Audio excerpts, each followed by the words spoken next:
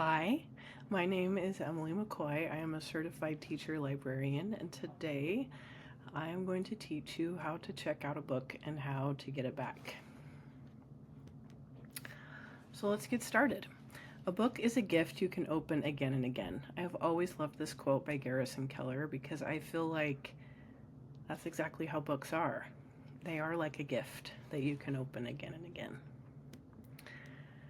So when it comes to checking out books, this is a model that I have created for Bookworms for the Philippines, and they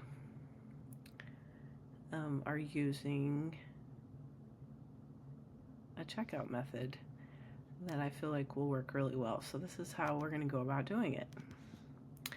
First of all, to check out a book, the students or the teachers will browse the library and they will bring a book or two that they would like to check out. And there will be a desk and the books will be brought to the checkout desk. All right, so the third thing in order to check the book out, on the back cover is a pocket with the checkout card inside. And the person checking it out will write their name on the first available line. And then the checkout card is stamped with the date that it's due. Now, most libraries do either 2 weeks or 3-week checkout. It depends on the length of the book and how many books you can have circulating in your library. So phase 1 of Bookworms for the Philippines checkout is the book checkout to teachers. So the way that this will work is the teacher will check out books on behalf of their class, approximately 1 book per student. And the students will enjoy their books in their classroom, and the teacher will keep track to make sure that they are all accounted for so that they can be returned on the due date.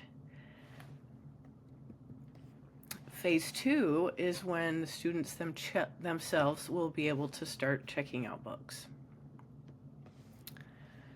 So this is very similar to the teacher checkout in that the books have the checkout card in the back pocket. They will take it out and write the student's name instead of the teacher's name this time, and it will be stamped with the due date.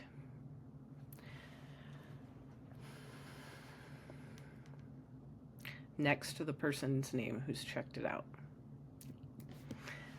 All right, so then what will happen is the librarian at the end of the library class time will gather up all the cards that have been checked out that go to that class.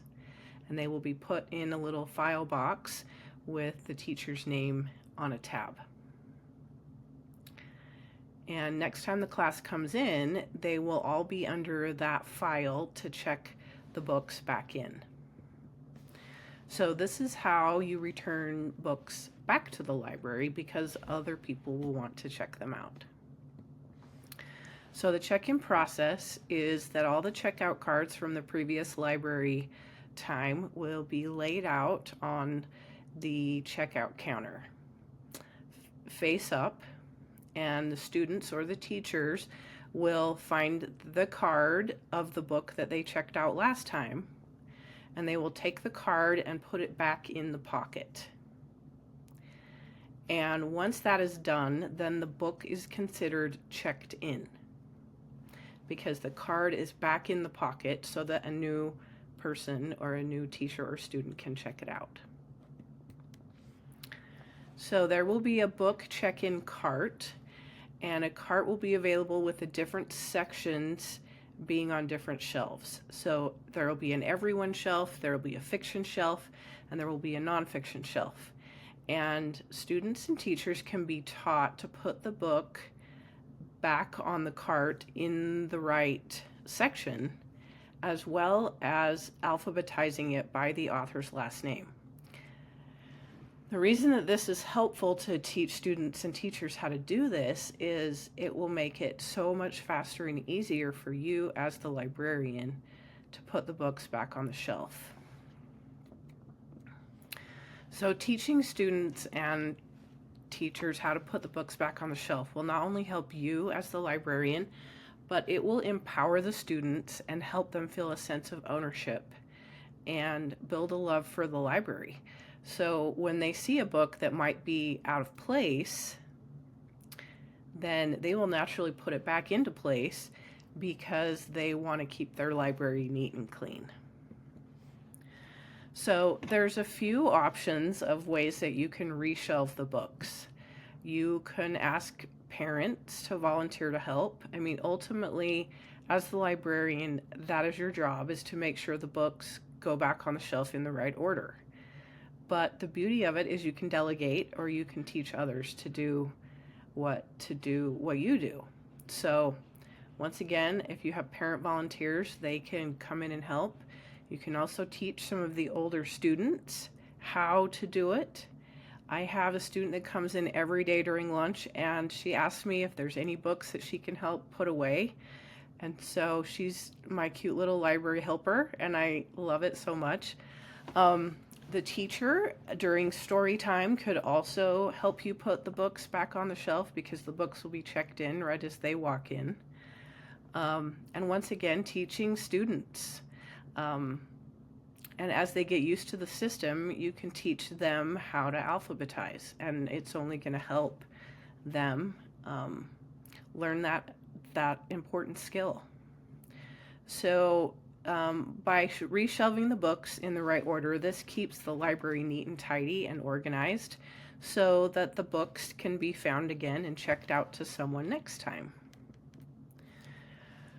So the way you return the books to the shelf is first by collection. So that would be everyone, fiction or nonfiction, and then by the section. So if it's nonfiction, then it would be by the section, such as history or science or psychology, or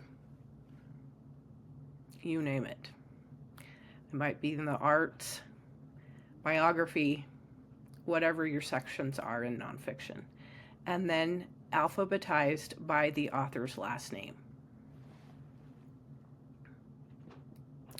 You know you've read a good book when you turn the last page and you feel a little as if you have lost a friend.